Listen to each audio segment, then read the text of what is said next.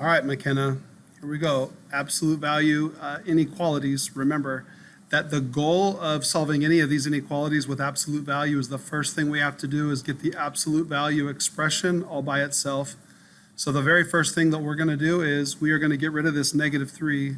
So we're going to have to divide by -3. So I'm going to divide this side by a -3, and I'm going to divide this side by a -3, and you're going to have to remember some things about inequalities, right? Those -3's gone.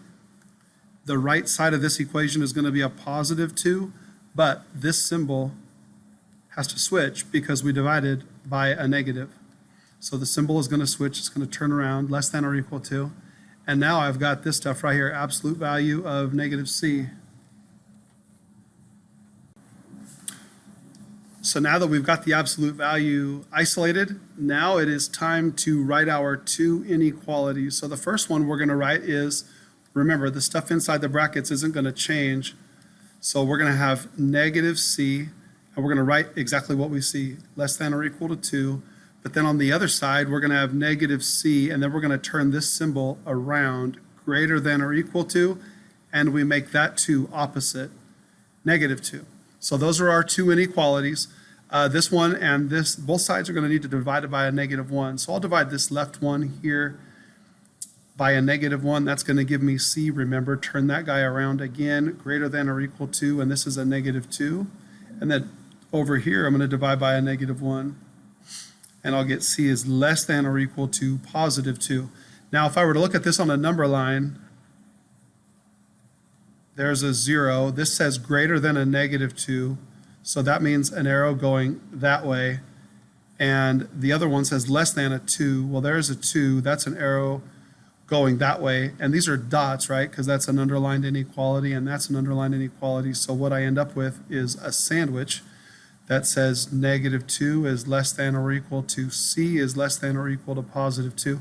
And I know IXL gets persnickety about the letter, so don't call it X, it's a C. I threw a couple other problems in here that you're bound to run into. Same principle applies. This one, you got to get the absolute value by itself first, so we'll take away a 9 on both sides.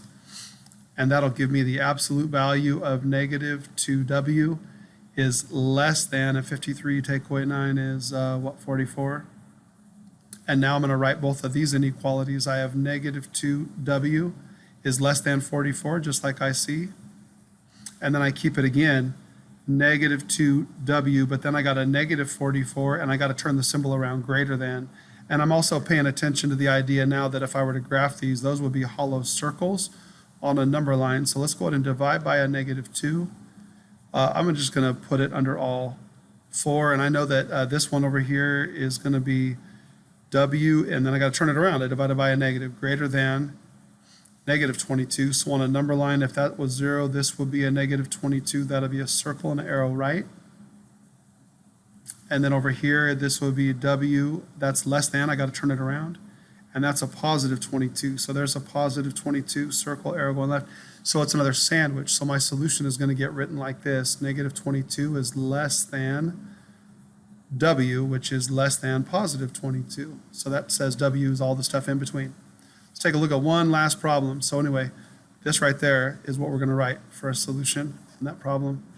Again, this one, and this one I think is maybe one of the harder problems. Let's solve it for the absolute value. Remember, we're trying to isolate that. So I'm going to add 4 there. I'm going to add 4 to both sides. And I end up with -6 times the absolute value of -2p is greater than or equal to, and that's a -15. So just looking at this going, hey, thanks for a fraction, dude. Appreciate it.